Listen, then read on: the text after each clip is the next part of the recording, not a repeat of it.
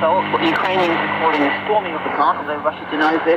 Russia says it's going to implement a 3-day ceasefire starting from today to allow civilians to be evacuated from the steel plant. What do you make of that?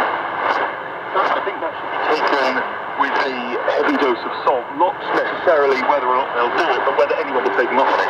Now, I'm sure your listeners will remember, we spoke about the idea of humanitarian corridors coming out of the Azovstal plant many, many times, and the phrase we always used, it was no hope and expectation. They tried and then they failed. The only time we had any success is when the United Nations and the Red Cross got involved and acted as independent guarantors of the peace, of the ceasefire. Now, they're not there this time. This is a unilateral ceasefire declared by the Russians. And I think it's fair to say that, especially the fighters, but even the civilians inside, will not have faith that that will hold. The Russians have a reputation for not always upholding the Geneva Conventions when it comes to treating prisoners of war and of mistreating civilians as well, as we've seen in areas like Bucha. And I think the people inside the plant will know that. And I'll be very surprised if they decided to take up the offer of a unilateral ceasefire now, when they so clearly rejected it in the last couple of weeks. And let's go back to the early days of the war, when a theatre where hundreds of civilians had taken shelter in Mariupol was bombed, despite the fact that the words children were written outside on the ground.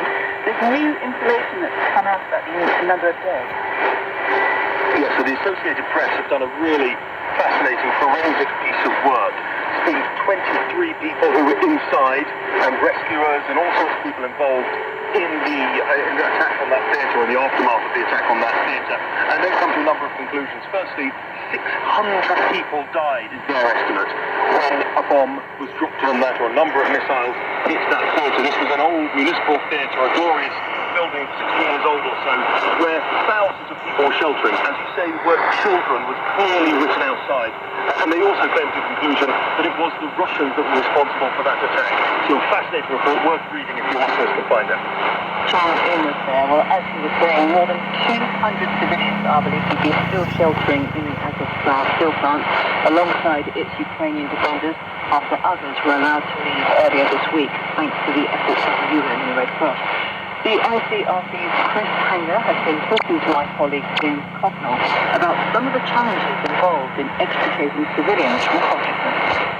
Just yesterday night, we managed to get another 300 civilians out. There's a lot of older people, women, children, and those people are now in Zaporizhia and get all the help that they need. At the same time, people remain trapped, not only in the Azovstal, but in other places. And these are highly complex, highly difficult operations that are going on in an active conflict. So